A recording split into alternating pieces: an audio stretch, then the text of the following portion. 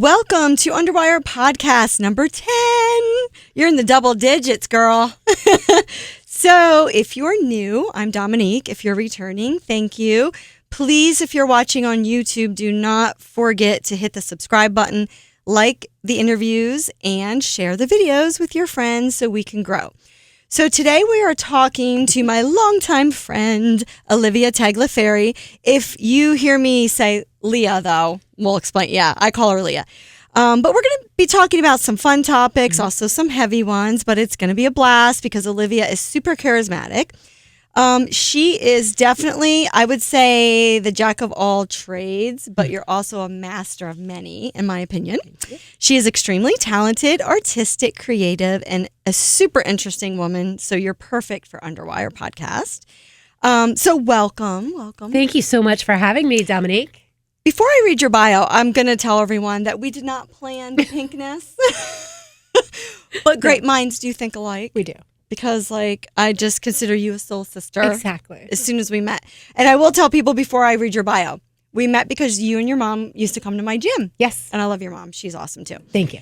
Okay, so Alivia Tagliaferri is an author, documentary filmmaker, business owner, and district office manager for a Pennsylvania state representative.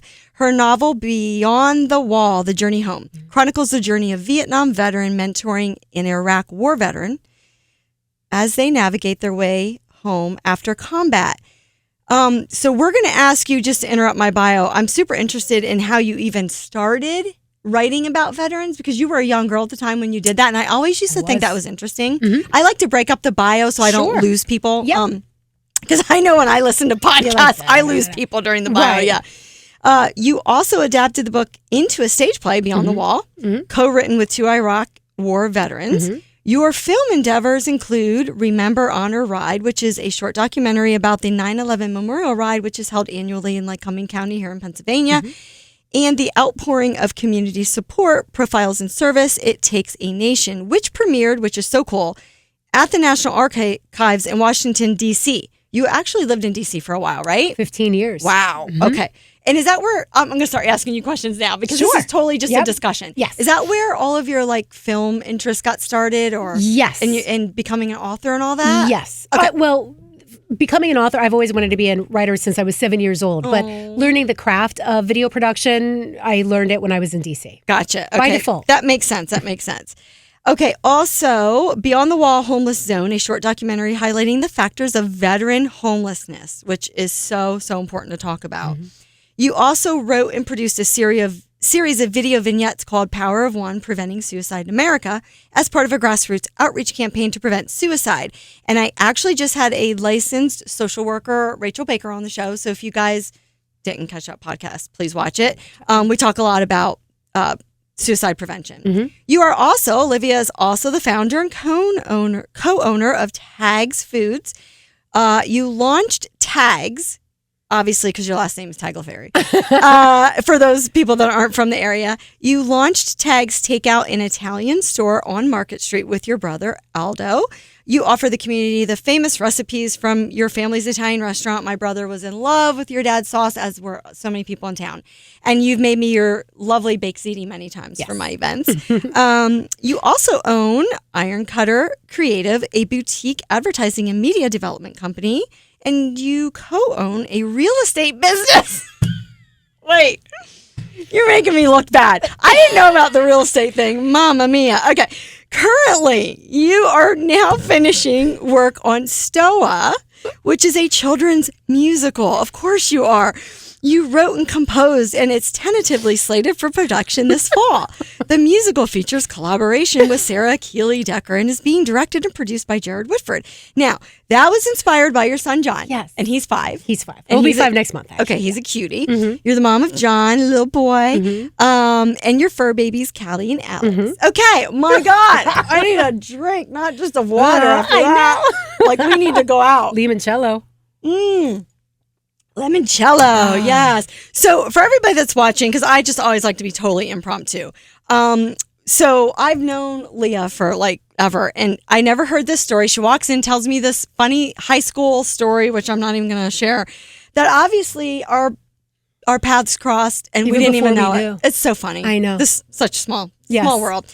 So anyway, I would like to start out with first, this is like the question that's always like, I've always wondered about you. Yes. How in the world, tell me your age that you got started interested in veterans and how you got interested in veterans, which led you to writing how many books about that subject in particular? What, 3? Well, it was 1 book, 2 editions, but I did a lot of article writing, magazines, and follow-up writings about that. But I was 27 at the time. I had moved down to D.C. in 1999, right after I graduated from Penn State.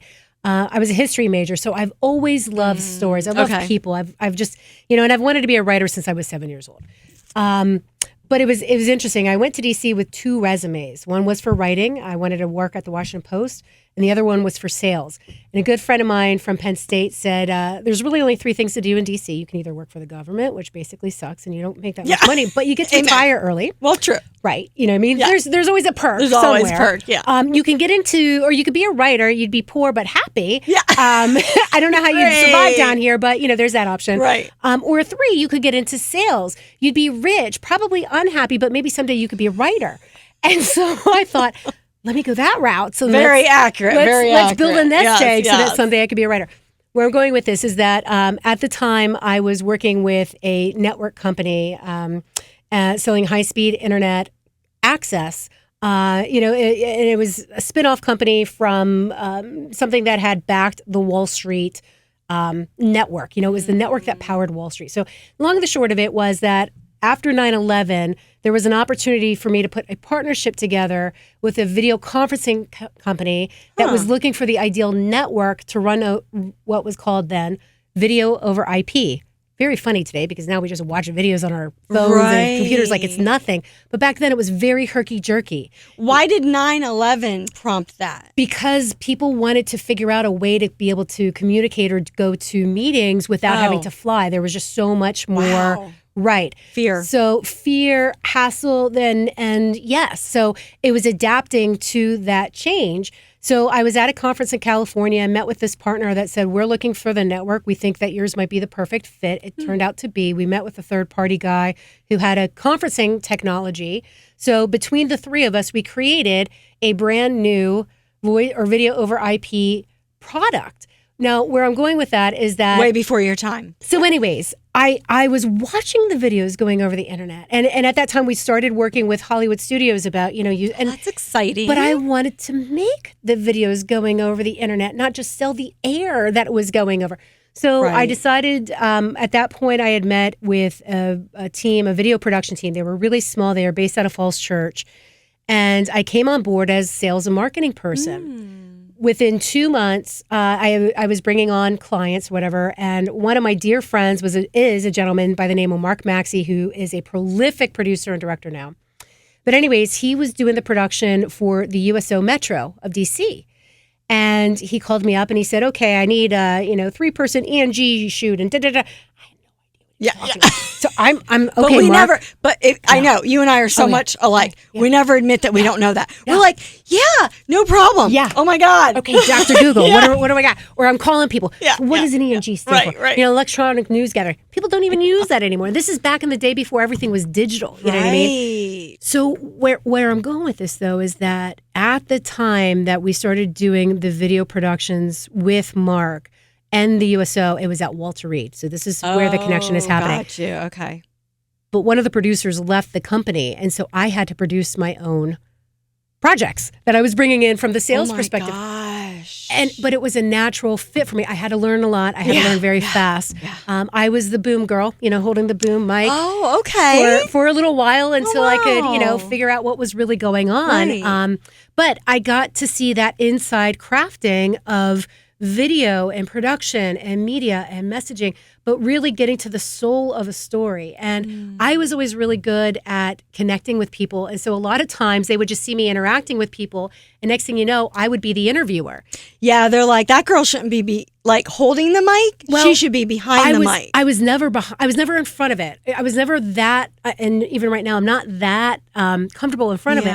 The video or the camera would be behind me, so you could see the person interacting with me. I saw a couple of your videos like that. Yes, and then we could splice it together so that it told the story to the audience. And that was always my style with documentary filmmaking when I did graduate into that, is that I wanted people to hear and see what I was hearing and seeing, and for them to make their own decisions. I didn't want to be the quote unquote Michael Moores of the world who had an agenda that wanted to plant that agenda into your mind with the production based on what I manipulated or crafted somebody to say or present. Right. So I was always just about the story and about the person and whatnot. So anyways, going back into that, USO Metro, my first assignment was at Walter Reed. Wow. Yeah. And it was 2003. We were at war for 2 years, and the people that I met there and I saw there and the families, and Dominique, I still get the chills when I think about their faces. The most haunting faces, the most beautiful bodies that were maimed and burned and missing. Should have brought the tissues. Oh my God. Gosh, darn it. Everybody keeps crying on my podcast. It was transformative. I was 27 at the time. Wow. I lived in a bubble. You know what I mean? We do in small towns. Well, not even that, but my world was about where am I going out on Fridays? My ass look fat. You know, just that kind of stupid, superficial stuff. Inconsequential things. You know what I mean? And not that I was a bad person. I just didn't have depth at that time. Sure. You know what I mean? Sure. And that's why I urge my daughters at 20 and 22, please leave the nest. Get out there, experience meet people. Life. Yeah. Learn. Because there's more to life than just you. Yes. It's not all about you. And hear people's stories. Yes, you know what I mean? Right. I think that's the most important gift. Wow. You know, that my dad and my family gave me, was that ability to connect with people and really listen to people's stories. But did you have anyone in your family in the military or that went both to any wars? Both my grandfathers served in World War II, uncles and cousins, but no, my dad was not a military member. He was a very big supporter, very strong supporter of the military. When I started getting into that work, he couldn't wait to introduce me to Mike McMunn. Mike is now the head of the Veterans Affairs for Lycoming County. Oh, okay. I worked with him. He's an amazing guy. Yes, he's a Vietnam veteran. Was a long time customer. I used to work on the Veterans Court. Oh, yes. You know, I guess that's going to be the 25th anniversary of that coming up, or 20th? Yeah. That's amazing that we have that, here in our town, in our county. Right. But anyways, my dad was so excited to introduce me to Mike when I came home one time, and he and I have always stayed connected, which kind of ties into what I do now. But going back to then, it was 2007. It was your first introduction to vets. Introduction. Boom, opened up your mind. And there I was capturing celebrities that were there to boost the morale of the war wounded and their families. I keep saying their families because I'm telling you, they're the unsung heroes. I know. But it was about a year or so later, I was showing up. I was at a meeting for another project, unrelated. We were at the old Xerox building out in Leesburg, Virginia. Oh, wow. Weird place. Yeah. And you were sitting in the cafeteria, and we're in this round circle. And my co-producer and the gentleman who owned the company, who was a retired NFL player, great guy, Ken Harvey, Washington Redskins. But anyways, he had said to the gentleman who we were meeting with, Dennis, all these years I've known you, I had no idea that you were in Vietnam. I didn't even know you were old enough to be in Vietnam. He meant it as a compliment, like, hey, buddy, you look great for your age, because he said it was like a lighthearted thing, or he kind of joked with them. But the second the word Vietnam came out, it was like this man's face just completely changed. And I recognized that look. And it was the same look, that far off look that I saw in the guys, at Walter Reed. And it was really quiet for a minute. There was probably 6 of us at this table. And he said, 1967, I was there for 9 months. I was 18 years old. And in that 9-month period of time, I lost my best friends and every former sense of self I ever had. He just said it just like that. It's not one of these moments where I was like, hey, speak up. You know what I mean? It was just, I call that your God voice. It had to be, it was a guidance. And you don't mean to speak. It's like God speaking through you. I get the chills because it was something compelled the words out of my mouth. And I said, 9 months. I said, sir, I have no idea what you went through. I have no idea what it's like going to war. I said, but I can only imagine that 9 months must have felt like it was the same amount of time. I said, 9 months is the same amount of time it takes a woman to give birth to a child. I don't know what it was like for you, but I can only imagine must have felt like you were being born again in the womb of war. Like, who says that? Oh, I got chills, Leah. You're so good with words. And you should write a book. It just came out. But he looked at me. That's a beautiful way to put it. And he said, but this was what's so haunting. He looked at me, he said, that's exactly what it was like. Oh. He said, except this time, and he used the present tense. He said, except this time, I wasn't born with my innocence. I was born without it. That's the chills. That I still get the chills, both arms.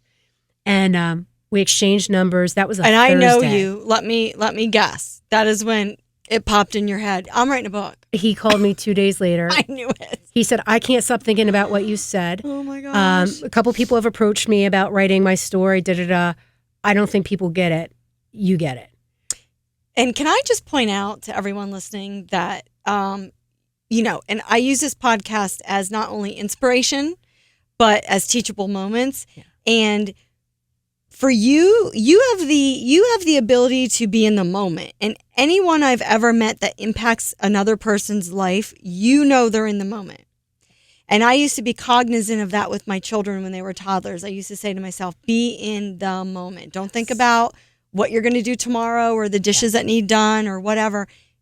Don't let your past ruin your future in this moment. And people pick up on energy. It's being present. Because look, you were different gender, different generation, and he just took to you for some reason because he had to feel your like you were in the moment and your like genuine authenticity, the connection. Yes, it was a genuine connection. That. But I do the same thing with my son. I'm always mindful of being present, but I try to do that with everybody I'm with. I try to just be present. But I have to think about it though. Do you? Well, I do. Because there's so many things that you can easily think about, or the track that's going on, or all the things that you have to do, or all the things you just did, or somebody said something, you're really still processing it. It's a mindset of saying, okay, I'll think about that again later. I want to be present. Right. Oh, so that launched your journey into that launched the journey. How long? Okay, go ahead. Well, briefly, it was a little convoluted. When I first met with him, well, not even first, it was, I think it was like 7 or 8 months, Sundays. And I mean, hour-long sessions. But I was writing it as a screenplay. I wanted it to be a movie. In fact, I created it. It was called The Hill of Angels, the story of Con Tien. And that was where a lot of the battles took place in the northern zone of South Vietnam. Back then, we had... I don't know if it wasn't a philosophy, but it was the mandate that we couldn't go into North Vietnam. We had to defend South Vietnam. So basically, you had these guys at these northernmost parts of South Vietnam where there was these just hills and jungle, and they weren't allowed to go into the other territory. So they were just getting lobbed and bombed constantly, and but it was just. I can't. So anyway, so there was a lot of frustration. There was a lot of death. There was a lot of senselessness. And they knew they were going to get bombed. They just didn't know how bad it was going to be. Can you imagine? No, that's what I'm saying. As an 18-year-old, and almost like I just can't. No, being almost like a sitting duck in a way. No, you know what I mean. Like you're supposed to defend a territory, but you can't go in to push back the way that you should or would want to. And a natural... You're just always on defense. You're always on defense. You know what I mean? And you know what happens, everybody... Anyways. Yeah. It was awful. It was awful. And they lost a lot of men. But going back to that, it was... And the ones that came back home got treated were very... horribly. And were very haunted by their experiences and by their losses. Yes. And by the guilt. Many lives were ruined. The guilt of coming home. And a lot of them had a hard time in their relationships, and this gentleman did as well. He was a divorcee, was pretty standoffish with his kids. But anyways, I finished the screenplay, and he, more or less gave it to him, and he was doing some things with it. A couple of years later, we had a falling out. There was a business opportunity, a business that I actually worked for him for a period of time. And we worked with Lockheed Martin, and things were not run well. And when I realized how unwell they were, I basically wanted to honor the contracts, the commitments that I had made to the people that I had made them to. And then once that was completed, I parted ways and moved to Colorado. And at that point, I was trying to figure, it was a pit stop to California. I wanted to go to California. I wanted to be a writer. Spirit. Love it. Was going. It was 28. My Live dad, your life, girl. My dad, I'll never forget, he goes, you're getting a little long in the tooth, kid. You think you're going to figure this out? I've never heard that. God, it's so funny. What's that mean? It means you're getting old. Oh my gosh. Yeah, because like your gums recede as you get older. So all of the old Italian people I've been around, I've never had anybody say that to me. It's so funny. Yeah. Oh, I wrote that in Stoa, by the way, the musical. But anyway, so she's getting long in the tooth. Anyway, so yeah, he says you're getting along the tooth. And I said, Dad, I got to do this. You know what I mean? Yeah. And it later inspired him to do what he wanted to do in life, which was to play poker. Yeah. Professional poker. And he got to do that before he died. Oh, but good. anyway, so this was 2005. I had no idea that my dad was going to pass away 6 months later. But, I'm heading out west and following my dream and doing what I've always wanted to do.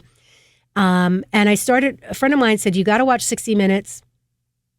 There's a program on about a Vietnam veteran who's mentoring veterans at Walter Reed. This is so up your lane. And all of a sudden, boom, the idea struck. And I called, Dennis, and I called I said, would you mind, if I completely go in a different direction? I said, the story, not the novel, the whatchamacallit, screenplay. That's your story. I said, but would you mind if I adapt your story into a fictional story, a historically accurate but fictional story of a Vietnam veteran who goes to meet an Iraq War vet, so I can pull in the two experiences of the people I met at Walter Reed. Got ya. Mm-hmm. And so that's how Beyond the Wall, the journey home came to be. Now, the first edition, it was called Still the Monkey, what happens to warriors after war. Okay. And that was the question, you know what I mean? So when you come home after these experiences, regardless of which war you served, how do you live your life as a civilian? How do you re-enter? There's as far as I know, correct me if I'm wrong, there's zero transitional services very for them. Little. If there are some, very little. Well, what's the quality of those? You think about the years of training to be a warrior, and then it's like the minute. Right. Oh, here's a manual, buddy. See ya. Go back to your wife and kids. Good luck. Yeah, they have a hard time finding a job. Mentally, they have no help. There's very little investment from a country's perspective, and by the way, this has always been. This goes back to the Revolutionary War. Sure. What do we do with guys when they came home? Like we just have always not had this unanswered question. I know, it breaks my heart. Yeah, of how do we treat veterans when they come back from war? Do you remember? I can't even think about and if you even remember with this current war, our most recent war. God, I forget what year it was. If it was 2001 or 2. Somebody asked President Bush, well, how do we support the troops overseas? Go shopping. He meant it as boost the economy. Sure, I understand Like that. he meant it as like do your part, keep the American economy strong. That's how he meant it. But still to them and their ears and the military families' ears, especially when you considered that over and over and over, 10 years, 15 years, these were the same guys and the same families that were being deployed. So this past war was a very different war for us. How so? Because of the multiple deployments and because there was very little definition of what the objective was. Global war on terror. There's terror everywhere. Sure. There's terror everywhere globally.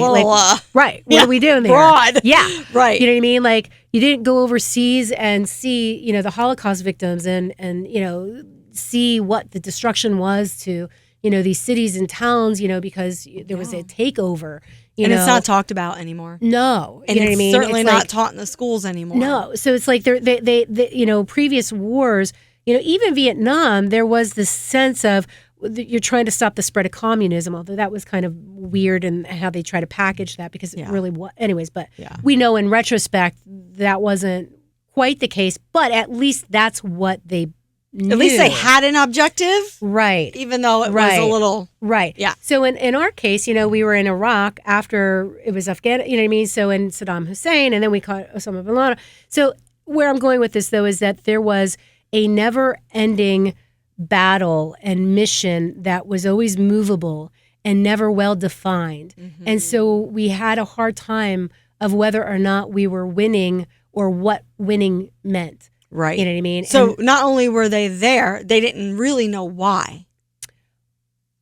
We knew why to an extent, but after a while it was, why are we still here? Right. What are we still doing? What's the objective? What's the end game? End goal? Right. Yeah. Right. So that was your first book on that was my veterans. first book. And then what was your second? Well, it was 2 editions. So same book, but 2 editions. Okay. I did 2 editions. The title didn't quite work, but also I was getting a lot of requests from schools to tone down the language a little bit. There was a lot of F-bombs. It was very veteran speak. Okay. So Beyond the Wall, The Journey Home was the edition that was suitable for more of the general audience. Okay. And it did much better. You know what I mean? From that perspective. Good. And then it did well in Kindle edition. Yeah. Very well, actually. And you can still find that on Amazon. On Amazon. I think Auto still carries it as well. Okay. And I mean, you can order it online from anywhere. But yeah. So cool. Yeah. And so that's 1 book, 2 editions. And did you had a third, right? I'm working on the third right now. Which is? Well, ironically, it is. And by the way, I'm embarrassed to say how long I've been working on it because I should be done with it by now. But okay, stop. So another teachable moment for women. This is bad. Let's stop putting expectations on ourselves because as long as you're doing what you're passionate about and you've worked hard at other jobs in your life to allow yourself to do that. Right. It'll happen when it's supposed ready to happen. And yes, and I also had switched gears into doing documentary filmmaking. So yeah, you had other interests. I had other along things the way. going on. Sitting on your couch eating No. Twinkies. Okay. Do you have a title for it yet? This one is called the 10K Campaign. Okay. And it is about a farmer who is very upset about the amount of money that is being put into political campaigns. Wow. And he decides to write a letter about it, but he signs it anonymously as the great-great-great-great-granddaughter of Benjamin Franklin's pen name. So Conscious Do-Good is the great-great-granddaughter of Silence Do-Good. Anyways, long story short, it gets picked up, and he's basically challenged on air to show how, because he says that you can run a budget, a presidential campaign on a budget of $10,000 with mass communication tools at our disposal. Like you've got this set up. That actually sounds very realistic to me. It is, right? No, it's not. But I'm just saying, it's a theory. Do we really need to sink millions in come on. And you think about what it could be used for. I know. Yeah, and it just gets people angry. But It does. anyway, so this is his whole So premise. this is fictional, of course. Fictional, Okay. obviously, that he thinks that you could run a campaign on $10,000. Oh my gosh, I just love the way your brain works. I just love the storylines. Well, the funny part is that he gets called out on it, on air, live, of, hey, George, and his name is George Davidson. If you think you know how to do this, why don't you show the country how it's done and run for president? So he accepts the challenge, and they said, well, we got a new guy running for president. George, what's your name? Oh, what's your middle name? We got to know that. And it's George Orwell Davidson. So God is running for president. Oh, that's funny. Yes. God, I love you so much. Yeah. I can't wait. How far along are you? I am 30 pages out from being done at this point. It's a novella. It's not a full-blown novella. I'm at 28 or 9,000 words right now, and I think I've got to get to between 33 and 36 for it to be novella. That's so exciting. So, but it's taken a lot of twists and turns because of the twists and turns that the country has taken as well. So let me get into your writer's mind for a moment. Do you have an outline? What is, just briefly kind of, because I just think it's super interesting. And who knows, maybe someday I'll have some moms watching that are writers or they've. Sure. I know so many women that they're like, I always wanted to write a book. Yeah. Maybe not fictional, but whatever. I mean, what is your thought process? Like, do you have an outline or do you just let the story reveal itself to you as you write? Both. Okay. So with Beyond the Wall, it was both very inspirational, but I had crafted an outline. I knew where I was going and I had it on my wall. Probably because you were basing that on a lot of facts, right? Right. Okay. Exactly. Well, and the story arc and where I was going with it. So I literally had Post-it notes everywhere, and I had this just like wall in front of me, and I'd move them around as I, knew that. I've seen that on movies. Yeah, it's like this note, this needs to go here, or this section over here, right. and whatnot. With the 10K campaign, it's been because I started out as actually a blogella. I was creating it as a weekly blog entry. Yeah. That was going to be a novella form at the end, and I was doing it as kind of like correspondence to what was going on in the country at the time, right? So I was incorporating like real-time events, almost kind of like a Jon Stewart type of, right? You know what I mean? Yeah. Anyways, so Like a commentary. A commentary and satire. It started as satire. It's the only way you can get away with stuff anymore. Just to make sure it's a satire. This is what happened, though. It's like the things that I was writing about as satire became not funny because they became real. And one of the characters in the book is his son-in-law, who is a retired conspiracy theorist. Oh, okay. Because he got pushed out. I can't wait to read this. He got pushed out by the quote-unquote truthers who took over. And he's like, and they wanted the eyeballs, so they just kept saying things that were more and more bizarre and more outlandish because it would get the eyeballs and then the advertisers, and then they just... Anyways, so he said it used to be such a noble cottage, hobby, it was like a little, or cottage industry. It was this fun little hobby for him and the guys, and they were on ham radio, and then everything got taken over. Anyway, so this is, like I said, what started off as satire became really not funny a couple of years ago, and I was like, this isn't even a joke anymore. How do I take a different direction? So I'm trying to figure out how to land the plane, and a couple months ago, I finally got the download, if you want to call it, like the wow. Okay, I think I know where this is going. But the question was, do I dare to go there because it's uncomfortable? I know. And so it's like, I got to breathe through it. I got to work through it. I'm going in places.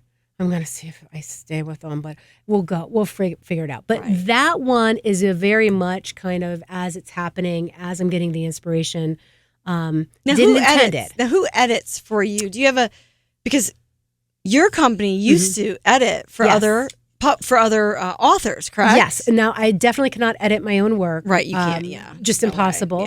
So you go to Cheryl other publishers. Volman, yes. Okay. Volpe is who I use as my editor. And so if someone is listening and that's one of their aspirations to be an author, how does one even go about, or maybe you had connections, finding a publisher? Well, I did, and then I ended up publishing it myself because I thought, well, if this is what they're going to do, I think I can do that too, given my background. I wish I would not have done that, by the way. Oh. I'll tell you why.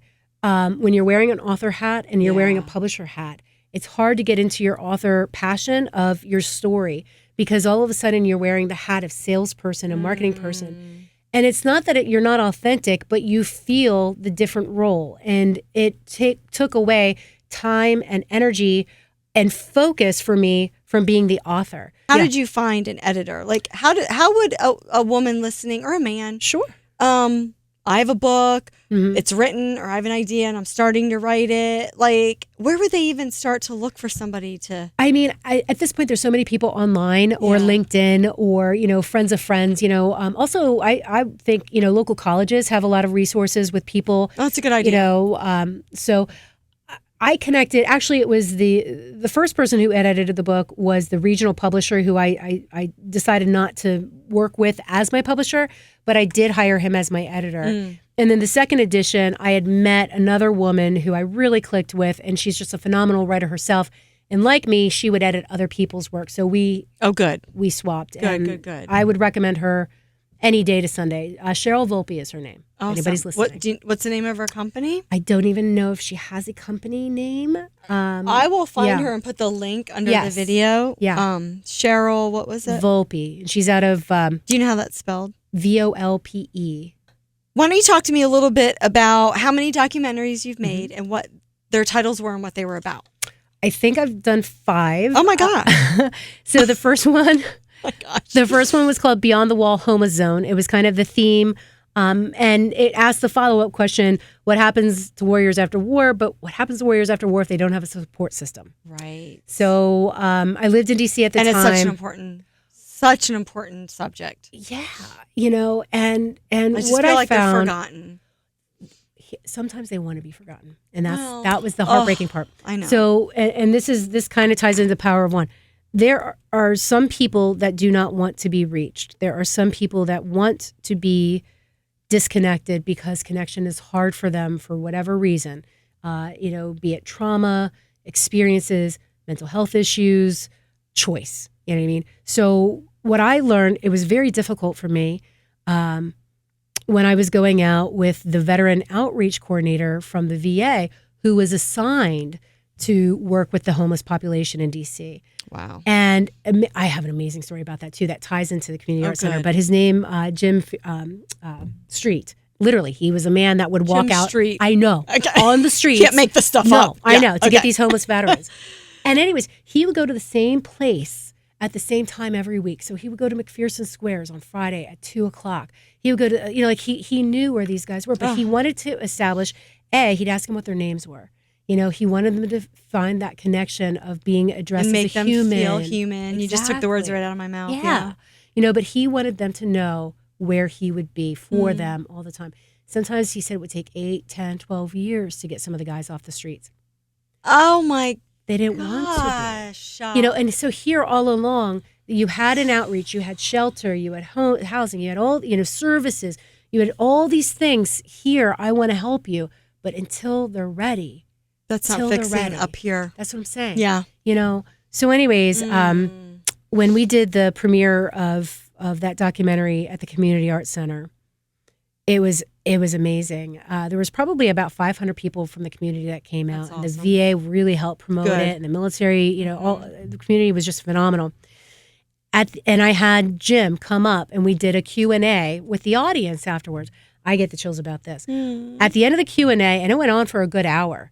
At the end of the Q&A, there was a gentleman that stood up at the back of the Community Arts Center. You couldn't even really see him because it was like under the overpass. So it was a little dark, yeah. Mm-hmm. He said, "Mr. Street, I know that you were at McPherson Square on Fridays at 2:00. He said, "I know because I still have your card." Oh my gosh. How did they both end up in this same town at the same event? Well, this gentleman lives in Lycoming County now, but he used to live in D.C. But that's what I mean. Veteran. How weird is that? And then Jim came up to be in this Q&A. Oh my gosh.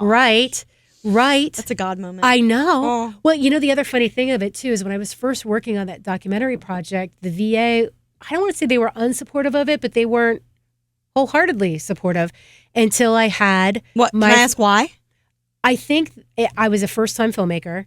I was a first-time documentary filmmaker. So you hadn't proven yourself. I hadn't proven myself. Okay. They didn't really know what the angle was going to be. Okay. And the first pilot of that project featured a gentleman who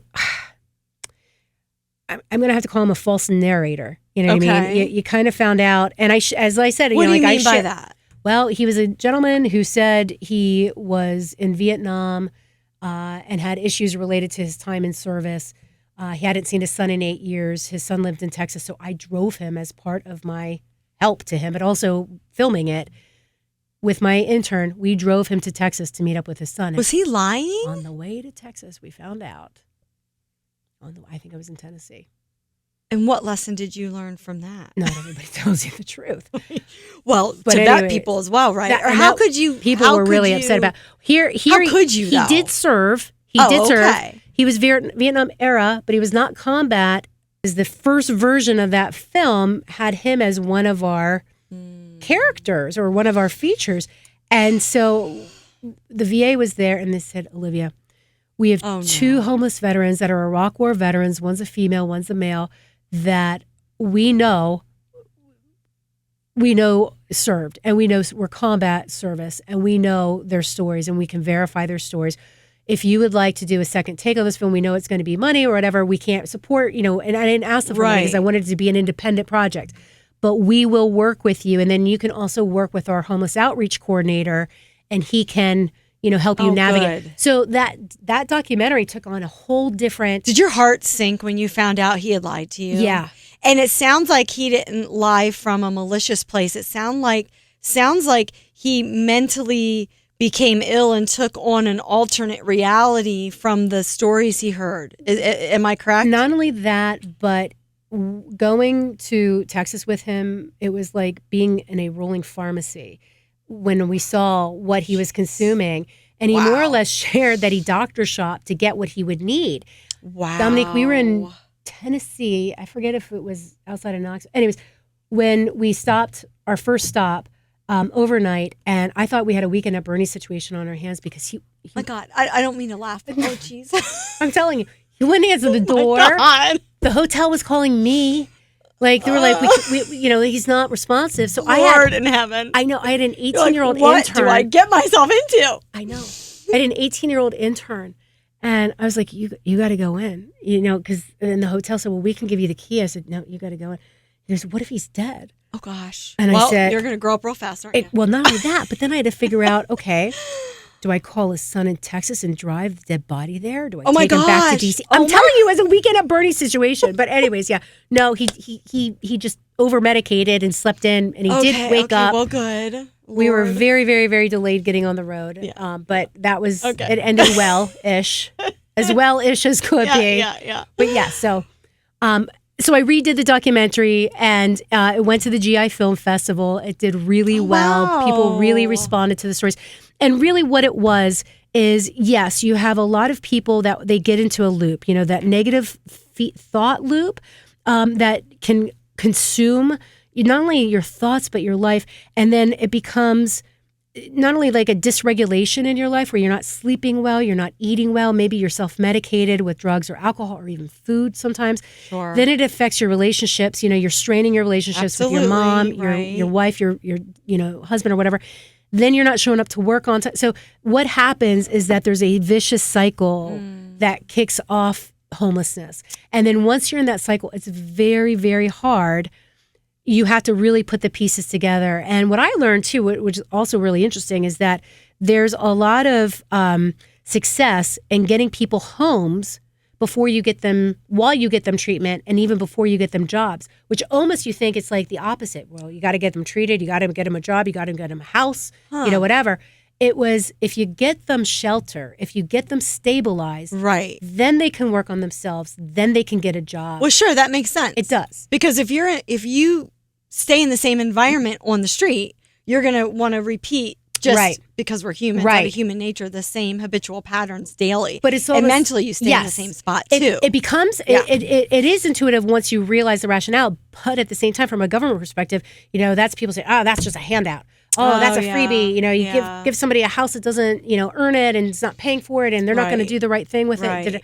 So there's that, counter balance with it. Served their country. So you have to really look at the totality. And there's so many moving parts and there's so many factors. Yes. Wow. Yeah. Okay. Yeah. So what was your favorite documentary that you made? Wow. Profiles in Service, It Takes a Nation was about exploring what war was like on the military families after 10 years of war. That was an amazing experience because we started in California right before, it was for the 10th anniversary of 9/11, and we went across the country and ended at the Pentagon handing Admiral Mike McMullen, it was a letter that was signed by all the people that we met along the way. It was called Code of Support, and it was about supporting the veterans and supporting the military families. But in New Mexico, we met a Gold Star family. It was a family who lost their loved one in service. Ron Colfelt was his name. Debbie gave us his dog tags and said, would you take my husband across the country and help us remember, help us remember, and anyways. Is that humbling? Oh my God. I get the chills. So we had a group of motorcycle riders called the Patriot Guard that were escorting us from state to state to state. Your experiences, girl. Oh my God. Well, they would hand like with white gloves. Literally, we had a guy who put on his gloves before he would hold that gentleman's dog tags, that veteran's dog tags. And then the respect. Yes. And so when we went across the country and then delivered that to to Admiral Mullen, I almost called him McMullen, Admiral Mullen, it was so moving. And the family was so moved. But I was documenting that trip. It was called Code of Support, the foundation. I was documenting that for them. We didn't know it was going to be a documentary. It was just, we were documenting the trip. You know what I mean? And maybe making a little video out of it. Right. But the stories and the people that we met along the way became the story and the documentary. And so that another was eye-opening moment for you. And because before organic, before that point, right. Had you were so focused on the veterans, had you ever thought about the impact on the families? Well, I had from my experience at Walter Reed, but it was really my first time exploring and delving into the depths of their service after 10 years. Because back then, we didn't think the war was going to be very long. Right. We just didn't, I know. And so that's what I'm saying. So, and then it extended even longer. But back then, 10 years of war for the families that just kept going and serving over and over. It was heartbreaking. It was backbreaking. It was dispiriting, So that's why this code of support. The idea was to show them that they're still loved, they're still supported, they're recognized, they're honored. Oh my gosh! So you've that done was amazing things for veterans, and I hope and I pray that a lot of them end up watching this that may not know about your books or might not know about your documentaries. Right. Which brings me to the other documentary that we were talking about, the one on suicide. Yes. So The Power of One, Preventing Suicide in America. Yes. All right, I'm going to read a quote because this opens up your doc, and I love this quote. So Frederick Buechner, okay, he's an author, and this is his quote. "The life I touch for good or ill will touch another life, and in turn another, until who knows where the trembling stops or in what far place my touch will be felt."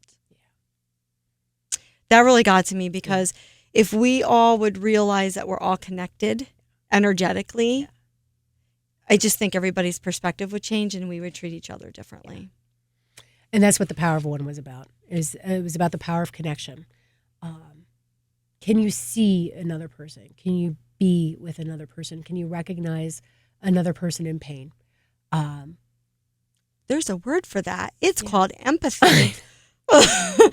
And I'm shocked that a lot of people either A, don't have it, or B, they don't know the difference between empathy and sympathy. I think sometimes people want to be empathetic and are when they're called to be, but I also think that in general, we get busy, kind of talking about what we were earlier, where you have to really be mindful of being present because it's just so easy to think about all the things you have to do or all the things you were doing or happened and whatnot. Leah, let me challenge you.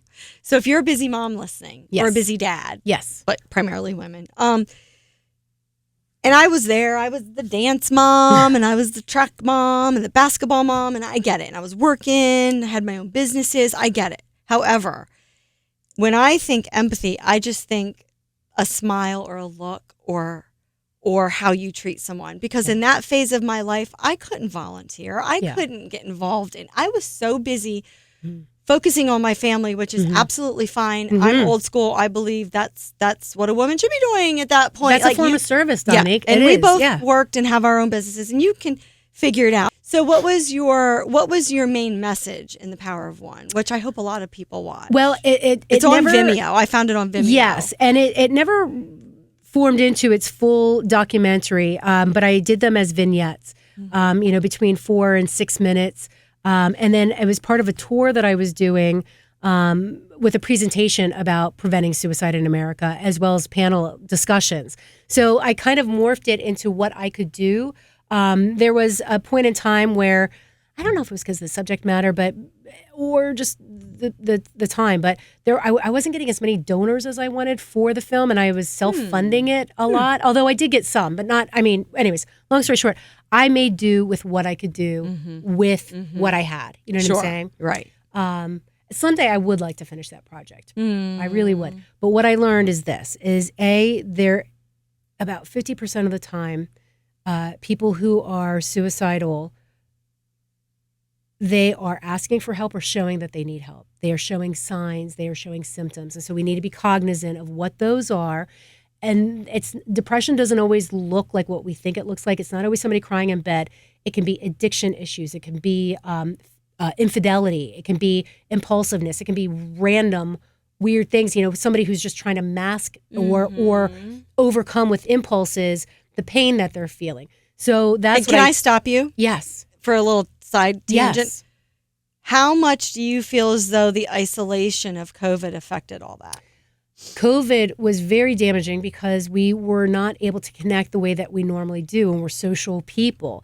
And the other thing is with suicide, just across the country, rural communities have a higher rate of suicide because they don't have as much connection. Real? Oh, okay. So people that makes sense. Yes, people that are living more remotely, that aren't as close to urban areas, and families aren't as connected anymore. Right. Like, you normally don't stay in the town you grew up in anymore. Right. Nobody's going to grandma's every Sunday anymore. Right. And now a lot of times we make up for that by creating our own families. You know what I mean? Like our families by choice. That's you know what I mean? Our friends, our close. The family circle that we actually like. Yep. No, yeah. But the biggest thing, and this goes back to what I learned with the homelessness too. There are some people that for whatever reason do not want to be connected with. And this is what I'm saying. It's like if you and I reach out and want to help somebody, we recognize that they're in pain. We know the resources. We're telling them about it. We're saying call this person. Maybe you call them maybe you go to that place with them. You cannot make them do the treatment or do the work until they themselves are ready. So the power of one is both ways. It's the power of our connection, the power of our touch to be able to connect with somebody and affect their life. But the power of one is also about our own power to say, I need help and accept help. Right. It's about our power to say, I need to pull myself up. I need to say yes to help. Good point. But if anyone is listening and they're dealing with a loved one that is an addict or they do have a mental illness or they suspect that they're suicidal, and I have links I'll put under our video to a lot of resources for that. Lifeline. Mm-hmm. And then Rachel had told me about is it 988, I think was the number. I'll have to double check, but you can call it from any phone 24/7. However, it's very clear to me, I don't know why, through doing this podcast, I keep interviewing the addiction issue keeps coming up just naturally. Yes. That they have to want the help. And that's the most heartbreaking thing. Mm-hmm. So I asked a few of my other guests, well, what do you keep doing in the meantime? And it's so ironic that we're talking about this because I just watched a movie last night with Gabriella, and I think it was called 4 Days. Oh. And it had the really pretty brunette actress from what's that mom movie? I'll think of it and I'll put it underneath. But anyway, she was an addict, and the mom was like beside herself, and she kept coming back. I heard about this. She didn't know how to help her, and it was I thought it was a really good movie. Right, it was really touching. It was a true story. Mm-hmm. I won't ruin the end of it. I won't do a spoiler alert for people, but definitely worth watching. But my point being that you have to just keep trying. I'm so glad you did that documentary. What year did you do that documentary? Boy, that was I think I started it in 2012. And I was still active with it through 2017 and 18. And then when I had my son, I pulled back. Just had to be mom mode. And, right. And then COVID happened. So like I said, at some point, I would like to pick that project up and see it to completion, knowing, though, that it's taken a little bit of a different course. You know what I mean? Now you have a whole, it has more. Absolutely. Yeah. Okay, so last thing, we're going to wrap up, but we're going to have you back because I still want to talk to you about how intricate your family has been in the community and now your new endeavor with Tag's Takeout and the whole, I just love the whole Italian thing, of course. So anyway, talk to me quickly about Stoa, which was a children's musical that your son, John, actually inspired you to write. Mm-hmm. So right after I had my son, it was just such a beautiful, magical time. And I was singing a lot to him. And actually, even when I first found out I was pregnant with him, there was a song that I just kept hearing in my head. And I have a musical background. I played the piano since I was 6 years old. Of course you So just figured out how that went. And I would sing in my phone. I mean, I still have those little voice memos of me singing, random little ditties. But they started forming. And then one night, I laid him down and I was just... To be honest with you, I was like, I think I had a fever. I think it was like you're a little delusional. When you get like fevers, like because your breasts fill up with so much milk and they don't know where to go and do and be. It's just like, anyway, you were still breastfeeding? Yes. Okay. So I love this. Keep going. I had a fever. No. And I'm in the bath and I'm trying to let everything release. And meanwhile, so if women are out there, they know what we're talking about. We've all been there. It's painful. They don't tell you this. It's painful. They don't tell you this. I know. They need to tell you this. They make it sound and look so natural. People walk around like la la la. And not me. I'm sorry. I hated it. No. I hated it. Anyway, so I was delusional and feverish, and next thing you know, and leaking everywhere. If men are listening, we're sorry. Oh my God. Go on. I had this idea for a black bear named Stoa, who was a late in life mother who was quote unquote long in the tooth because had to bring it back to dad. Oh ribbing my me. God. I was 42 when I had my son. I know you. I was 41 when I got pregnant. 42 when I had my son. So I've always been a late bloomer. Yeah. Always. My mom said that I was born late. I said, well, hopefully I die late. Okay. But, I'm just a late bloomer. But anyway, so feverish, and all of a sudden I'm like, oh yeah, there's this black bear named Stoa, and this is the story. And I love a creative brain like that. Yes. So that's great. And she was the caregiver, or she was the teacher of the little ones in the forest, not hers, but everybody else's. And she would teach them what to eat and with the forest and the trails and the meanings of different things. And then one day she heard, Mother Tree singing. And there's this wonderful legend, I forget which culture, somewhere over in Africa, where they believe that Mother Tree gifts each soul with a unique song. And that helps them go through life knowing who they are, and if they ever lose their way, of knowing where to go to find themselves again or finding their way home.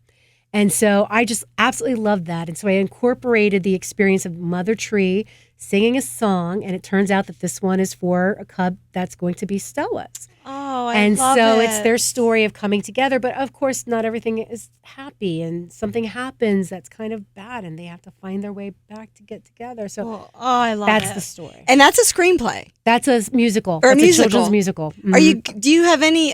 I would love to see you turn it into children's books, like a series of children's books. That's what I'm working on right now. See, we share a brain. Yes. So did you say where Stoa came up with? How'd you come up with that name? Did you tell me that? Just being delusional. Oh, okay. Yeah. We're going to end there. I love it. Okay. Thank you. Delusional. It was feverish. It was like, I don't know. Thank you, delusional Alivia Tagliaferri. And we will be back to talk about other business endeavors. Yes, but what is that word I'm looking for? Like when you're like in this feverish No, I know what state, you're talking about. Like, I'm just picking on you. I don't even know. All right, we'll have to coordinate our colors too next time. All right. Okay. That's a wrap.